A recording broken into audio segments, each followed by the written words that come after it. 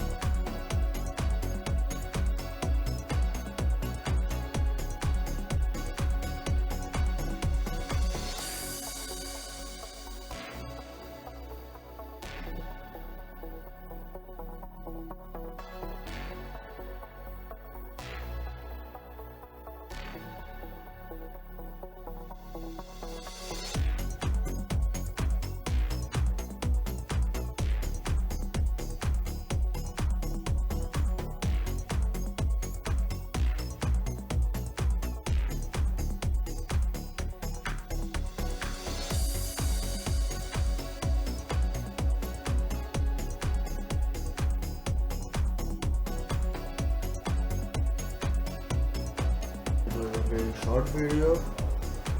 I hope you will like it. To save your time, it will be helpful.